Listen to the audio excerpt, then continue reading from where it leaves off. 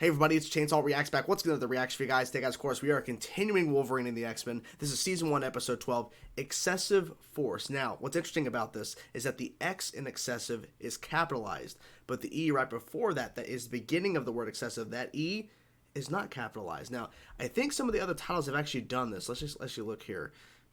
Future X, and X is capitalized. Excalibur, which is capital X dash then Caliber. Let's see anything else. Nope, nothing else with the letter X. But I'm guessing that's kind of like a trend. If there's an X in there, it's going to be capitalized no matter where. But anyways, Excessive Force. So, interesting title. I'm curious if this is going to tie into the last episode, which was a Sabretooth introduction, a kind of flashback memory, basically learning process for Logan, trying to remember what happened all these years ago. And then Sabretooth is involved, and then we think at first he kills this father of this little girl. Turns out Sabretooth actually was going after him, and it was a mission thing, and Wolverine was tasked to do it, but of course he didn't do it, because he's like, you didn't tell me there was a daughter involved. And then the daughter shows up in the present, and she has these abilities, but then it's revealed her father's alive at the end. A lot of questions about that, but it's very interesting in terms of him trying to remember something. I think that is going to be significant moving forward. At least I hope so, because Mystique in the episode prior, I think it was episode prior to this one, when she first showed up, she was, she knew who Wolverine was, but he didn't know her. So maybe it's a whole journey of him trying to remember things that he doesn't remember and trying to piece these fragments of things in his head together for it to kind of make sense. So I'm curious about that. But I like the title, Excessive Force, especially with the X being capital, because I guess it's a theme. It's a theme in terms of if there's a way to have a word with the X in it, it's going to be capitalized because Wolverine and the X-Men. So, yeah. So, I'm enjoying the show. The more as we continue on, the more I get frustrated, not because of the show, but because we don't have a season 2. There is no continuation after this first season. So as I'm continuing with another episode, I get frustrated because I'm like, it's one less episode until it's over. Like, I'm getting through another episode of a one-season show, which I think, just based off what I've seen so far, should be going on for quite some time because there's a lot of stories to tell. But we don't have that many episodes left. So here we go, guys. Episode 12 of Wolverine and the X-Men, Excessive Force. Let's go. You'd like to ask me about Jean, so do it. So this is a Jean-centric episode, maybe? Yes. Maybe about finding her? But given time, I could locate her wherever she is. That's not Jean, is it? No. No.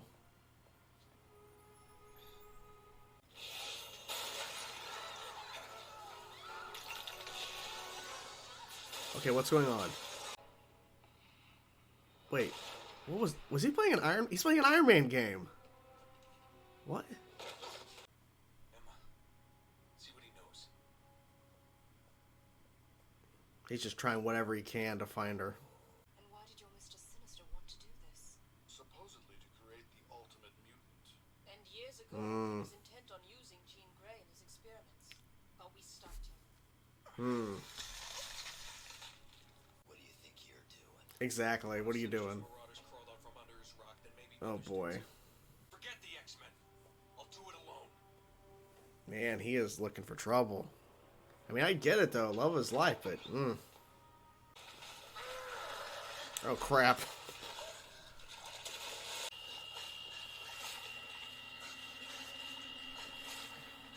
Trippy. Yeah, you might want to move. Where is he? Where's he?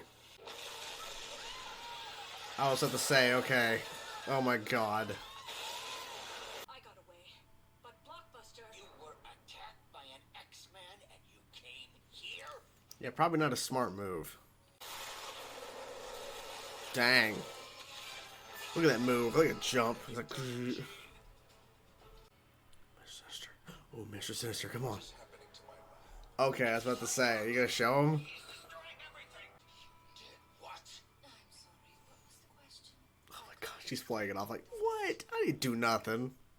Don't play games with me, Frost. Perhaps your real concern is that you've made the wrong decision. Again. Wow. You should have supported him. Because what if he's right?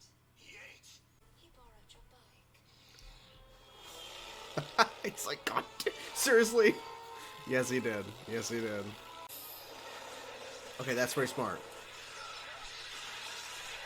Lucky. Lucky. I'm about to say, what is he doing? Okay. I didn't want to take her. Sinister made us do it. It's a lie. It's a lie. Tell you where she is. It's a lie. Just don't hurt me. He's being led into a trap. Of course he is. I'm not surprised. Sinister! Jane! Jane! How about me?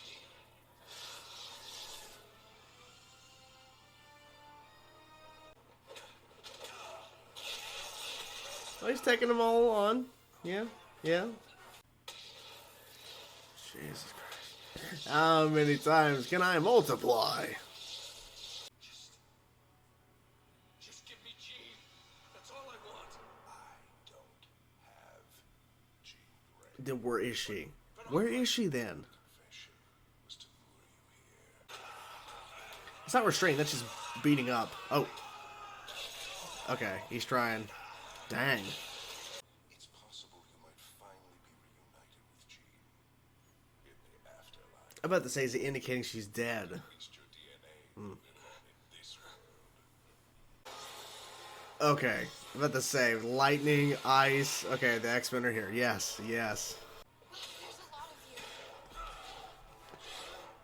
of you. I love it. That's so funny. That's what you get. I'll take, throw some more lightning. There you go. There you go. It just keeps multiplying. Come on, Iceman. How are you feeling? Like crap. I fought a bunch of clones. Scott, we'll find Jean, but we'll do it together. Now get some rest. Thanks. You and me, we got a problem. You got a choice to make, Summers. Yes. Be an X-Man or don't, because this garbage ain't gonna fly with me. Mm. You wanna go chase ghosts? Fine. Doctor, look, she's awake. Ace, hello.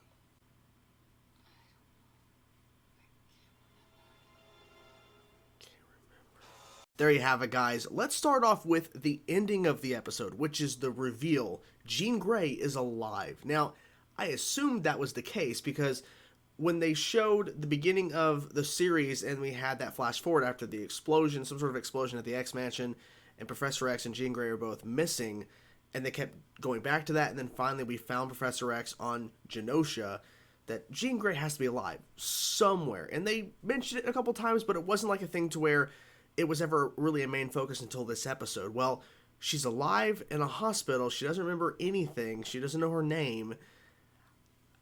Okay, so where was she this whole time? Did they find her somewhere and she was brought to this hospital and she's been in a coma or something all this time until now? I'm curious. I'm curious about that because it's like Professor X was found on the shores of Genosha a week before the X-Men showed up. I think that's what Magneto said, a week before. Maybe he could have been lying. Obviously, it's Magneto. I mean, we saw later within Genosha episodes, he's a liar. But that's when they finally find Professor X, is at that time after, it's been a long time. So I wonder why they can't find Jean.